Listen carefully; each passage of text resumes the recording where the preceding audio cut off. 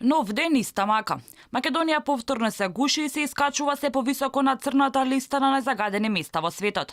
Вчера, според извештаите на светските мирни институции за воздух, се искачивме на 4-то место по загаденост во светот, додека завчера го државме 7-то.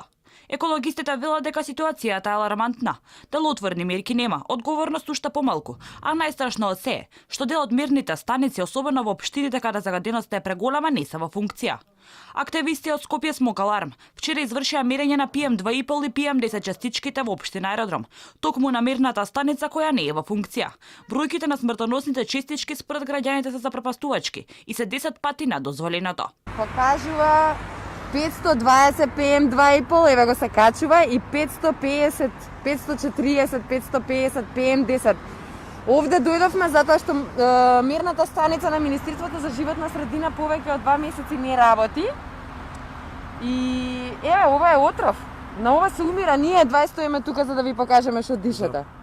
Од иницијативата ОД2 вела дека не е дозволиво мирните станици да не работат, но и дека одвоените пари за аерозагадувањето се премалку, дури и за самото сервисирање на станиците. Министерството велат дека нивното сервисирање е доста скапо. Од друга страна, тогаш е запрепастувачки зошто Министерството не инсистира во владата на поголем буџет од овој кој што е досега одвоен, значи како некаков предлог. Се уште не е доцна и ние се надеваме како граѓани дека владата ќе има слух кога веќе поставува своја стратешка цел да биде борбата со аерозагадувањето, дека барем мерните станици треба да функционираат. Со 1,6 милиони евра кои што се предвидени за борба со загадувањето не може да се поправат ниту овие постоечки, а камоли да се преземат дополнителни мерки. Вчера во Струмица, според мерењето во 22 часот, беа измерени 538 PM10 частички на метар кубен. Во Битола 300, Гостивар 270, Кавадарци со 269, а пак Куманово со 265 PM10 частички на метар кубен. Ситуацијата не беше подобра ниту во Скопје. Во Карпаш беа измерени 392 PM10 частички, а во Центар 233.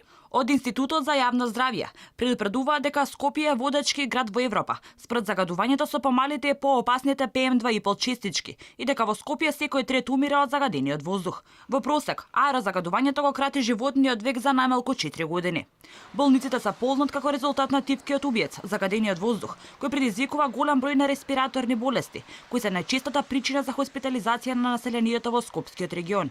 Имено, 13,9% од вкупниот број на случаи на болничко лекување се должат на овие заболувања.